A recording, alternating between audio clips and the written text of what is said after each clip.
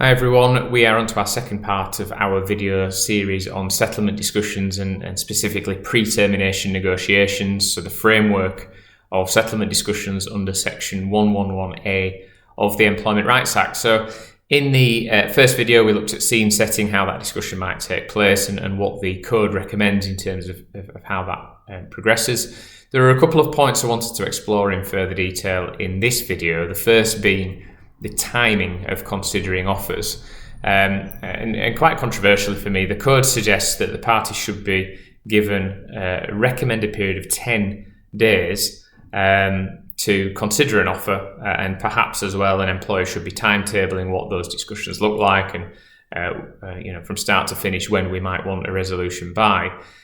I think one of the difficulties is that these discussions often take place in time-sensitive or time-critical scenarios.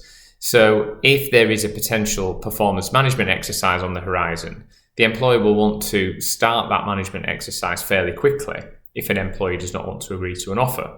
If there is a restructuring or redundancy proposal, it's usually because of some immediate cost pressure. And again, does the business want to be waiting 10 days for acceptance of that offer and potentially then waiting a further period of time for the employee to seek advice on a future draft of a settlement agreement? So whilst we may well be able to offer that in some circumstances, particularly, for example, if this arises from a long-term sickness absence case and the employee is off anyway and urgent decisions are not needing to be made, my view is that typically employers will reduce that period and the employee will often be in agreement with that.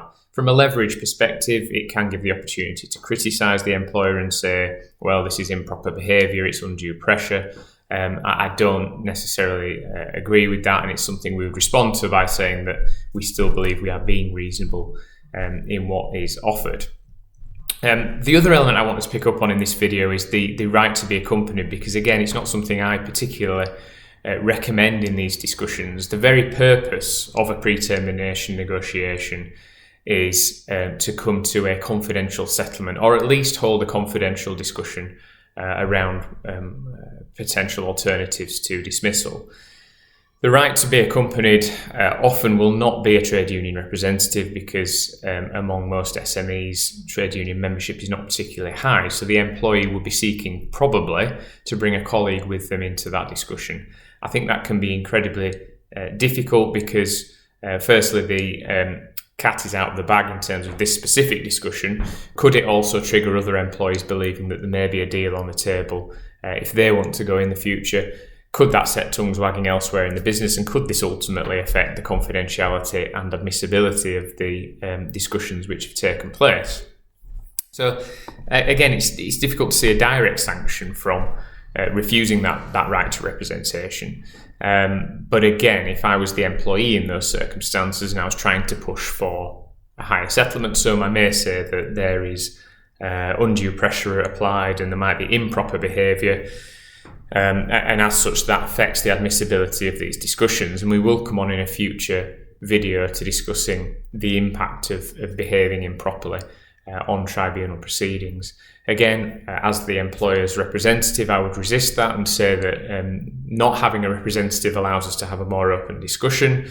The employee is well within their right to seek advice following that meeting, but I would always generally advise that this meeting is one-on-one, or perhaps having a note taker present just to take some minutes of what was discussed. So that covers off timings and employee representatives. In the next video, we'll move on to discuss the admissibility of those discussions in future proceedings. So if the talks break down, what happens in for example, a potential future discrimination or unfair dismissal case. And then in the final video, we will pick up on improper behaviour. If you do need any advice in this area, please do get in touch. Visit the website chadwicklawrence.co.uk or email employmenthub@chadlaw.co.uk. Thank you.